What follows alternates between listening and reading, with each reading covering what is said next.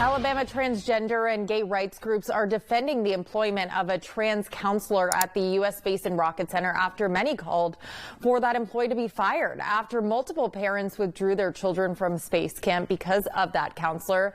Senator Tommy Tuberville and Congressman Dale Strong joined in and shared their thoughts. Strong demanded that the counselor be fired. The U.S. Space and Rocket Center said they conduct thorough background checks and follow all appropriate laws during hiring. The counselor has not been accused of any misconduct. The Alabama Trans Rights Action Coalition launched a petition supporting the employee that has garnered more than 600 signatures so far. Hey folks, Dale Jackson here for Yellowhammer Now, and it's time to talk about the situation at Space Camp. Yes, Space Camp. We are having a real conversation about the Alabama-based Space Camp and the problem they're having right now with a transgender individual allegedly busting up into female students showering and changing space. Now, this shouldn't be happening. I think that's a pretty obvious thing. But the real question is, why isn't this ever responded to correctly? Why doesn't the organization realize that this is not appropriate to have these types of things happening at a facility with children? Why do they always have to be called on the carpet before saying to themselves, this is probably a bad idea? Are parents sending their kids to space camp in order to learn about transgenderism?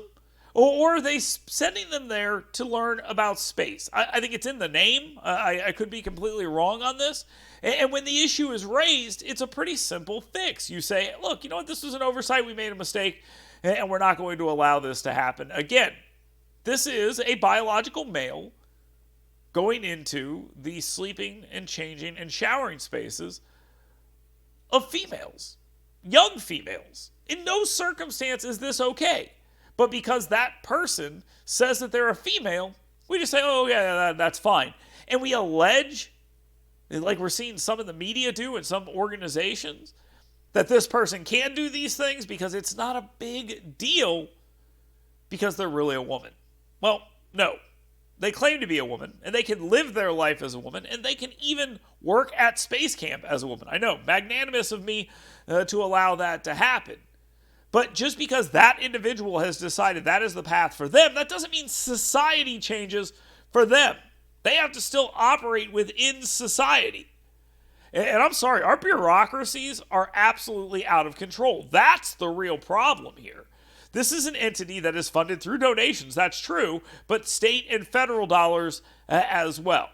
And it's unfortunate that we have to have people call in and say, hey, it's time to end this nonsense and do the right thing. Our institutions are constantly having to be called on the carpet because they're no longer representing us. They're trying to change us, whether it's space camp, whether it's a library, whether it's a school, whether it's the military, or even the Alabama Department of Archives and History.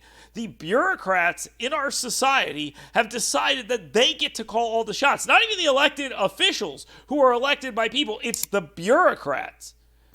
In this legislative session, I've been proud of the Alabama legislature because they are clearly in the find out phase of FAFO. And if you don't know what that means, it means around and find out. And these people are around and they are now finding out.